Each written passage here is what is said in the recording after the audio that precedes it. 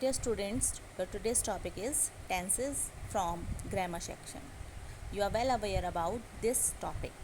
Let's start. Tenses, first of all, you should know about its meaning. What is the meaning of tenses? So, tenses are the form taken by a verb to show the time of an action or the state of an event. It means we may say that tense is the form of a verb which shows the time at which an event occurs. Okay, these tenses are divided into three categories. It means first one is the present tense, second one is the past tense, third one is the future tense. Each of the three tenses has four forms or subdivisions to show continuity or completeness of the action and time.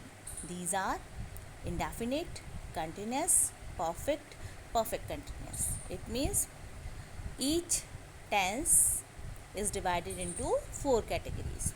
Let us start with first one, simple present tense or present indefinite.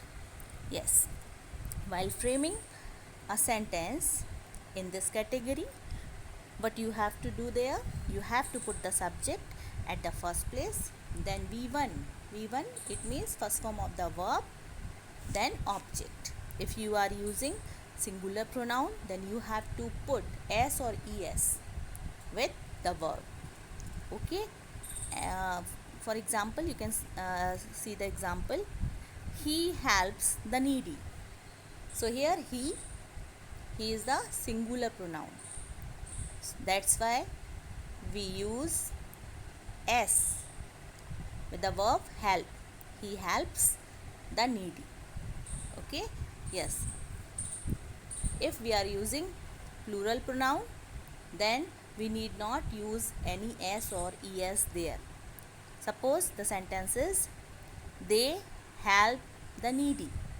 So here they is plural pronoun, that's why we use only help, not helps. Clear? Yes. So simple present tense expresses a general truth or an action that is occurring now.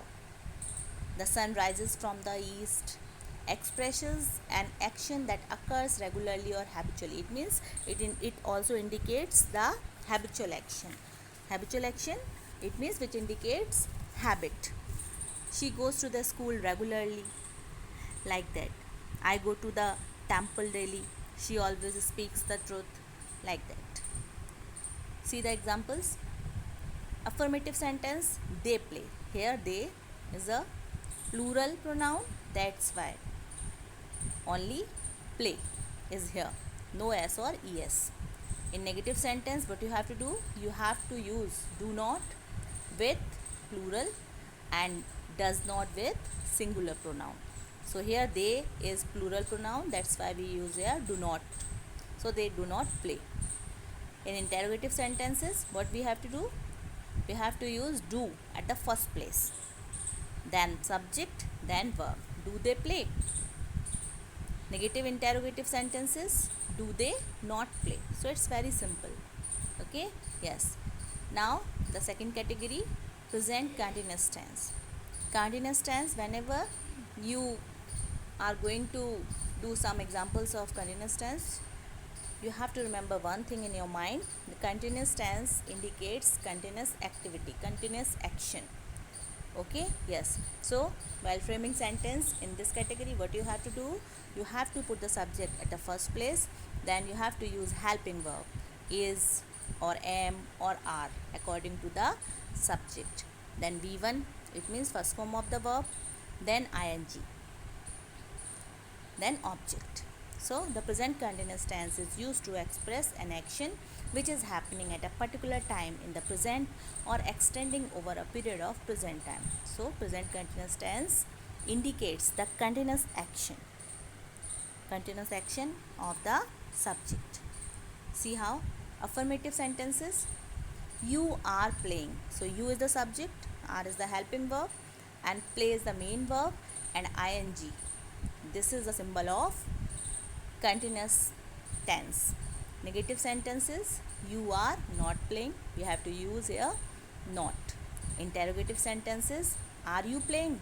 Put the helping verb at the first place, then subject, then main verb. Next one, are you not playing? So here are, it means helping verb at the first place, then subject, then not, then playing.